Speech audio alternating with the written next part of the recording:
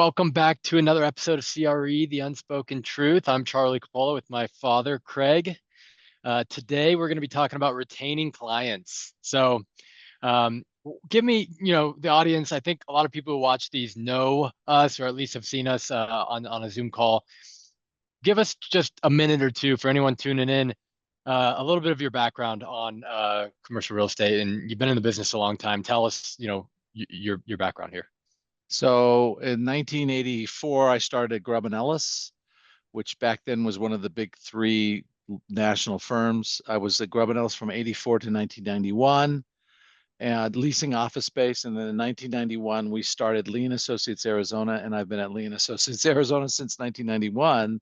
So now the career spanning almost 40 plus years, and Lee and Associates 34 years. So it's funny because the other day we moved and it was the first time in 30 plus years that our company moved. So I have a new home now at Lean Associates, and but it's been a long time. Yep. So, and it was office leasing, and now you're doing a little bit of other stuff, and give me that background. Yeah, so for the first 35 years we were primarily office tenants. We'd run into another deal every now and then, but once COVID hit, the office market kind of went down. Everybody would work from home, and post COVID, they haven't come back. So we have a big team, and we've got diversification, and certainly at Lean Associates, we have the flexibility to chase other product types. So our team does about 150 transactions a year. Last year, 30 of them were non-office, so 120 office, 30 non-office. But we're doing a deal every 2 days. Every 2 days. So the volume's very high. We're talking about retaining clients. Have you ever had, or have you had a client that you've had since your Grubb and Ellis days? Good question. Yes, I have since Grubb and Ellis days. Wow. Okay, I have multiple 30-year clients, and it's really hard because we do a 5 or a 7 or a 10-year lease, and you got to go back. So if you say, hey, you've had that client 30 years, you might have only done 3 transactions with them, and that's one of the hardest things about our business is, I'll have to think about if I have a client that I can say. I did talk to Bruce Fetter the other day. Fetter and Fetter Law Offices used to be Bruce and his brother. Brother's retired. I talked to Bruce, and I've been working with Bruce for since Grubb and Ellis days. So that is Yeah. somebody. Just I literally talked to him yesterday. Yeah. Yeah. So to have, I guess the other question would be like early Lee and Associates days when you guys started the Arizona office in 1991. You're still early in your career. So were you partnering up with other people early? I think Jim Watkins is one that you've Yeah, mentioned on a podcast before. You would do deals with him. yeah. Bill Um, Blake, Jim mhm. Watkins. I had a small team back then. Even in 1991, I had an assistant and had a runner. But now we're 11 full-time people. So, uh, but that ability, when we started the company, we were owners of the company. It changes the dynamic a little bit because we're now wanting everybody to make money. Where before, if you're an independent contractor at a big firm, you don't really care if the guy behind you is making a ton of money because you're not getting any of it. In our case, because we do own it and all the ownership, the majority of the ownership is in Arizona, that the money stays here. Yeah. Yeah. So we're talking about, again, retaining clients. Give us some best practices um, over your 40-year career that you've picked up and are implementing and using for retaining clients. Okay, I'm going to give you 4 things. So the first thing is give first. So when you network or develop a relationship or have a client that the and my coach says it best, always make your performance bigger than the applause. And it's always make, in my case, always make the relationship a plus with them, that you do more for them than they do for you. So I would say that 90% or more, maybe 95% of the relationships I've built, I've done more for them than they've done for me. And it's just giving first, and being the one who gives more pays off over a long period of time. And Chelsea comes to me and goes, "You do so much for other people and you never ask anybody." And I go, "I know, but that's secret sauce. That's Yeah. really unspoken. If you do more, you'll get benefits in ways you never know." I have a question on this one, and I want to get to the other three that you have too. Yep. Um, how do you not get bogged down when it doesn't come back around? How do you continue to give first and when the last nine people have just taken and left and never said thank you or whatever it is, right? Yeah, I don't think that. I think the odds aren't that way. I think if you're a pessimist, you might say that, but I, as an optimist, and I think I saw something. I think it was Charlie Munger who said, I take the positive approach because 7 out of 10 times that person's going to give me back a smile. If I smile and say, "Hey, how are you?" They're going to do the same thing. And I think that's the same with this, that there are times where I give a lot to a relationship and I might call them down the road and ask for something and they don't step up. And it's pretty disappointing. But the majority of time, people do. They'll respond. They'll know that I did a good job. I'll give you an example. Yesterday, I have a friend who's looking for a big line of credit. I used to have a bank that I did a lot of work with, and they had a line of credit for me. I no longer use them, but I have a relationship. After I left the bank, I took the guy to lunch, the president of the bank, and this my buddy called and said, "Can you introduce me?" And yeah, of course. So I made the introduction, but I didn't burn that relationship. So even though I left them, there was still a relationship there. And the guy said, "Of course, we'll talk to them and do this." So it's just they come back to you in so many different ways. And I walk around and know whenever I see somebody, I'm like, I've done a lot for them. Yeah, And it's okay. I feel good about giving first. I sure, think on all, I've been rewarded way over what I've put out in the world. The karma, if you will, has come back. sure. Good. And then okay, so number one, give first. Number Yeah. two, The second is real relationships. Build real relationships. One of the hardest things for the younger folks on this is they don't know what a real relationship is. Texting is not, we've talked about this on previous podcasts. Texting is not a real relationship. Having them as a Facebook friend is not a real relationship. Having them Instagram or TikTok is not a real relationship. Spending time with people, giving them value, giving them stuff, giving them first, that is what will build a real relationship. And I call this a real relationship. If you have the need to call them, will they call you back? mhm, That's my test. So I called this bank president yesterday, called me back immediately. That's the relationship that I want with people, and then I know I have a good relationship. yep, So nice. building real relationships, and that there's a GHA. My buddy Brad Lemon says GHA, greatest human ability. You can fool yourself saying you have all these relationships. You can fool yourselves, but if you haven't talked to somebody, I'll give you an example. Wednesday, we made a big pitch, and um, this guy walks in. He had a big company and sold it. And I was the only guy because I asked him. I called him, I took him to lunch, I kept a relationship. He's on my calls. And I asked him one time over the last 3 or 4 years, I'm like, does anybody else call you? He says, it's funny. The phone never rings anymore since we sold. You're the only guy who continues to call me. And all of a sudden we're in the big pitch and he walks in, he's the equity partner. He's with the equity partner. And I'm like, oh my God. So afterwards, I start talking to him and I feel good about the relationship. Don't get me wrong, it was good. But I asked him, what are you doing here? How long have you been at this firm? And he's like, I've been here full time 2 years. And I go, are you kidding me? The last time that you and I had lunch was 2 years ago. And in my mind, I was like, I've been building the relationship, but it'd been a couple years since I'd seen him live. And so time moves really fast. And so these relationships now, he really likes me and it's really good, but it's like these are hard. This is not easy Mhm. to do, to stay on top of these and to build the network. And they say the network's 500 people. That's really hard to keep a network of 500 Yep, people of real of relationships. real Yep, relationships. Yeah. yep, yeah, yeah. Especially with that test. Do you have any other tests? If I call them, will they call me back? Is there any other kind of rule of thumb for yourself on like judging the value or kind of where they see the relationship? It's an internal test for me saying, Yep, have I given them more than they gave me? yeah, Do I feel yeah, good about that? yeah. And then the other thing that I've been doing now as I get older is I built a relationship outside the business? Mhm. Part of this pitch was with somebody I've known for a long time. They're not in our business. They primarily in the retail business, but building the relationship with the guy for 30 years, never done any business with him. And I'm like, hey, I finally called him after the pitch. I go, you know what? It'd be nice to work with you. I've known you for 30 years, but I've never done any business with you. And I'd like to do that. And he said, I would too.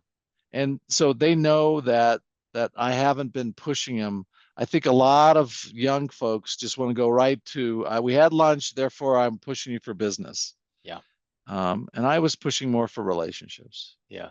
I think that's when you have pressure to get sales and make deals, right? Like there is an innate pressure to have that perspective. And I'd say even early at OneSource, we had like, hey, we're burning money. We got to get people on here. And And what as was what we've, was my answer to always?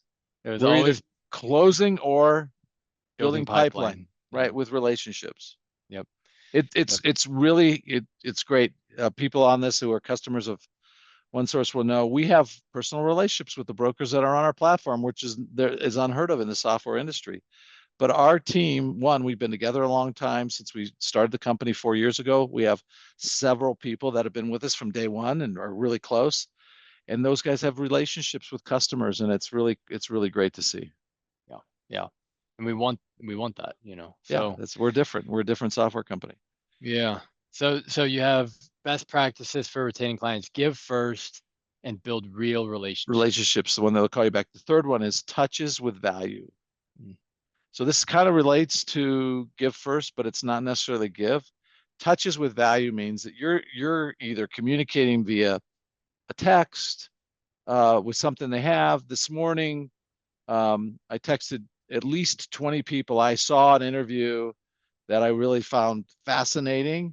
And I texted at least 20 different people the same interview saying, hey, I was thinking about you. I thought you'd find this really fascinating. You were one of them, so you got it. Mm. And so it's touches with value. I'm not asking you for any favors. I'm just saying to you, I'm thinking about you. And I just saw some videos like the most, they always say, hey, use the person's name, Charlie. It's great to see you again. But it's this, I was thinking about you is even more valuable. And so I send stuff that I would know people to do. Yesterday, you know this because you got it. Yesterday was opening day for Major League Baseball. And so I sent you that opening day poem or thing. And I sent it to, I got it from somebody and I sent it to 20 people that kind of know baseball. Yeah. So, Yeah. so touches with value. And Yep. that's hard. You and I have had this conversation is how do It's you as hard. a young person give value? But now you've been into this 3 or 4 years. Let me ask you a question, turn the tables. You're doing it pretty naturally now, right? How I long would did it take? I would say not naturally. I'd say it depends on the circumstance. In some situations when I'm with my peers or people younger than me, and depending on the conversation, I do feel like I have clarity on the value I can offer to those people. And I feel like that was the first step is like understanding what I do have to offer and what Right. value I can give them. And then like refining that to make it a little bit better and better and better. I would say it's still not natural all the time in business where it's like, hey, there's a transactional email of just like, hey, following up, do we need to reschedule this? Or, hey, we did this on board with you a month ago. How's it been? Like little things like that. Everyone says don't just follow up. And I would say we're constantly working on that at OneSource is How do we do that? how do we continue to give value and follow up without just saying follow up? Like how do we actually build a relationship and give people value, One of the things I heard yesterday from Lee Brower, who's one of my mentors, he said, how can I be more interesting or how can I be more interested than interesting today? Mhm. So how can I be more interested in you? And I think when we give with touches with value, one of the easiest ways to do that is to be more interested in that person, what they're going through, what they're doing, what they're trying to get done. People like telling people this is our goals, this is our strategy, this is what we're doing, and so I think we can do that. So that's the third thing that I do, and Sure. then let me talk about the fourth thing. Yep. The fourth thing is what we call, and this is strategic coach, the four referability habits. Right? There's four referability habits. Say please and thank you. Do what you say you're going to do. Show up on time, and finish what you start. those four things, if you just did that in your entire life, you're going to develop a ton of relationships with people who love working with you and love being with you. I have, and let's just go outside the business. I plan, as you know, multi-day long distance hiking, and I plan the trips. They come on the trips. Everybody comes. You're coming on a trip. I plan the trips. You know why? Because I want the guys there, and they're like, they will do it. So we're doing a bunch of hikes. We're going to hike in Turkey this year, and I'm planning the trip. And with it, we're going to do some really fun stuff. You and I we're going to go to Fogo Island. It's going to be fun. Why do you do it? It's like, all you have to do is show up, book the tickets and show up. It's like so easy. So it's like, show up on time, do what you say you're gonna do. Hey, would you like to go? Then I book it, do everything. And it's like, this is so easy. Why wouldn't I do more of this? So just an Yep. idea. Yep. And on that last one, it's shocking how rare how few people have all of those, and um, it's surprising, So easy to say, so hard to execute. Yeah. Everybody wants that, and actually GHA again believes it, and they suck at it. Or they're, Yeah. there's one thing they're good at. They say please and thank you. They're probably pretty good at showing up, but doing what they say they're going to do and finishing what they start, that's hard. Mhm. And so we can say it and everybody can do it. One of the things I've really started to realize is one of my secret powers is I execute. Mhm. We've got, I don't know what this is, but I've got two blogs that have now been going for 10 years, 500 plus blogs. That's 1,000 blogs I've done. I've written. And Yeah. it's like not many people can execute those. And this is our 20 or 30th one of these. It's like we can execute those. We're getting them done. You're really good at execution. Not a lot of people are. It's a superpower. Yeah. Yeah. Every month, since July of 2022, we've done We've done this. this. Yeah. Good. So what is that? 2.5 years, I think. Almost 3. So we're there. And so Yeah. the issue of this is, hey, do what you say you're going to do, finish what you start, stay the course. These are the things that separate the average from the grade. Yeah. So I've one, you gave us the 4 best practices. Thank you. I have one other question that I was thinking about early on. You said you were giving your background and you said now we have a big team.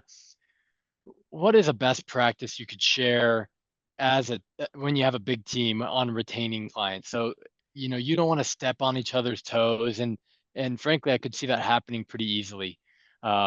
So if there are 2 or 3 of your partners or people on your team working with one client on a specific deal, how do you maximize, the relationship there? Ah, that's a good question. So we've had to create the systems around that. The first thing is on almost all the deals that I work now, I have somebody else on my team because I'm always coaching.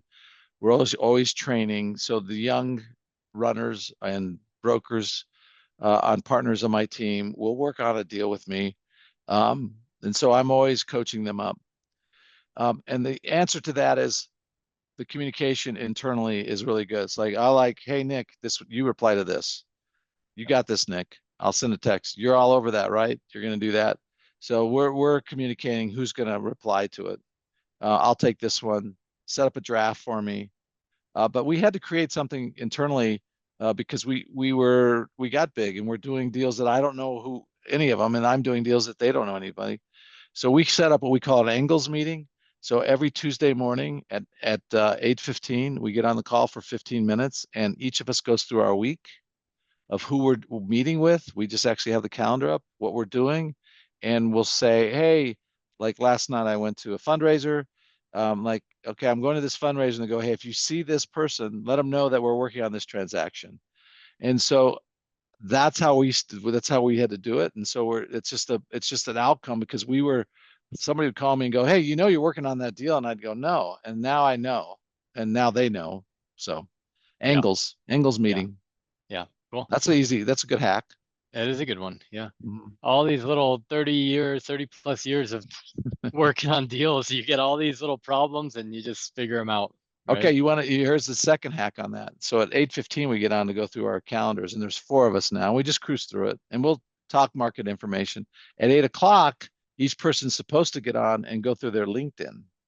So they update that every Tuesday. So you're not going a week because, LinkedIn, we're not on it that much. We don't think about it, but it's a You mean valuable like tool. accepting requests Accepting and requests and yeah, replying to people so you're not more than a week out. yeah, It's yeah, another little hack we just added onto our habit. yeah, yeah. I will say, just one comment I'll add here. My wife, Amanda, she's one of the most extroverted people I know, and Right. she's obviously on the residential side. She's a realtor. You said build real relationships. Real relationships isn't a Facebook friend or whatever. I'll look, it isn't texting. Every single day on her phone, you can scroll for like 12, 15 She's seconds, texting tons of people. texting tons of people. And then same with her Instagram messages. So she's So, not liking, she's commenting or sending things okay. to people So there. let's differentiate this though. Yeah. She has a bunch of friends. Yeah. We're talking about this in a business environment. It's a Residential, whole, there's a it's, overlap, I would yeah, there's say. an overlap there. No, 100%. Yeah. But, you know, if I was liking my Instagram photos of my client, that's Yeah. not what we're trying to do here. We're trying to Yep. show them, again, we have to think about what do they want? They want somebody that they can trust Yeah. and that will execute their business. And then when they have a problem, if there's a leak, we're plumbers, right? If there's a leak, call us. We're your plumber. And so we just had a client go, hey, we just got it's that time of the year, so we're getting these reconciliation bills. I can't believe we're going to have this pass-through bill. Can you take a look at it? Literally got one yesterday. Andrew's meeting with the property manager to go through this. This is the relationship we want. So yes, residential is a different game than commercial. Mhm. Commercial, we're building professional relationships, which is way harder because liking someone's Instagram and saying, oh, it was so cute to see you in that whatever, that's way different than, Different. hey, let's talk about your reconciliations and all your parking rates. And here's a bump that's happening in your rent. And here's your options renews. Those are way different. And it's, for me, better because it's like, okay, I could talk business, but for Yep. Amanda, yeah, she's insane. Yep. Good clarification. I like it. Awesome. Retaining clients. I got the 4 best practices, right? Give first, build real relationships, touches with value, and then the 4 referability habits. And then I liked your bonus add-on angles meeting for teams. Just make sure you're all on the same page. The unspoken truth. All we do is give value to our customers. It's gold. Call us at OneSource. Join us. Yep. Join the revolution. Awesome. Thank you. Thank you.